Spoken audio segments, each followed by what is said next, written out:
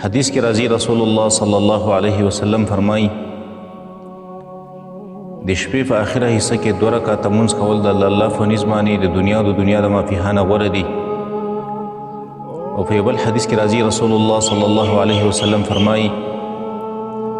کله چې د شپې اخرنۍ حصہ شروع شي الله پاک د نږدې اسمان ته راکوشي کوم چې دنیا ته نږدې اسمان دی او الله تعالی دا اعلان کوي چې من يدعوني فاستجيب له داسې څوک شته چې زمانه دعا وغواړي او زه ورله دعا قبوله کړم. من يسألوني فأعطيه داسې څوک شته دی چې زمانه څه وغواړي او زه یې ورله ورکړم. او من يستغفرني فأغفر له داسې څوک شته دی چې هغه زمانه بخښنه وغواړي او زه ورله بخښنه وکړم. په بل حدیث کې راځي رسول الله صلی الله علیه وسلم فرمایي رحم الله رجلا قام من الليل فصلى وأيقظ أهله هغه سړي باندې الله پاک رحم کوي چې د شپې راپاڅېږي او مونځ وکړي او خپله کور والا او بیبي م راایښه کړي چې پاڅه ته م مونځ وکړه. فإن ابد که هغه بیبي انکار کوي چې زه نه پاڅېږم نو نضح في وجهها الماء دا خاوني د هغه بیبي په مخ باندې اوبه وروشندي چې پاڅېږه نو په دې خاون باندې الله رحم کوي.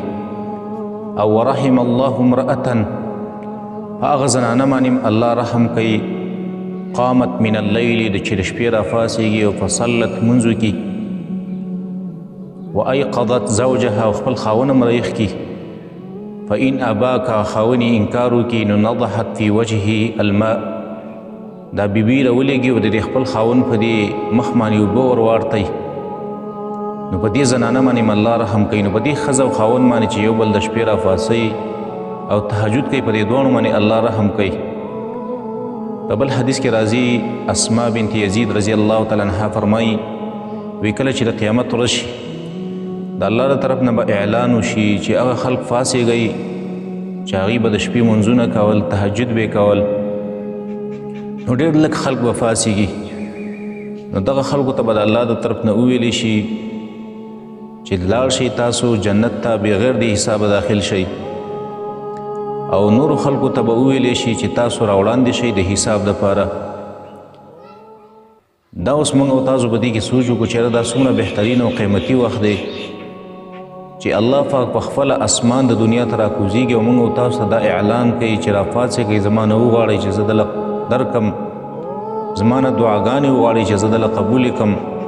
زما نه بخښنه وغواړئ چې زه درته بخښنه وکړم. څومره خوش قسمته او خوشبخته دي هغه خلک چې هغه په دې تورو تیرو کې راپاڅېږي او الله ته ودرېږي او الله ته ژاړي.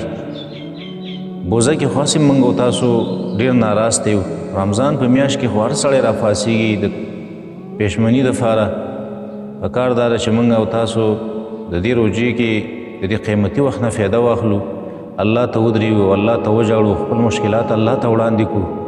که څوک قرضدارې دي هغه د الله نه د خپلو قرضونو پوره کولو دعا وغواړي که څوک بیماران دي هغه د خپل صحت دعا وغواړي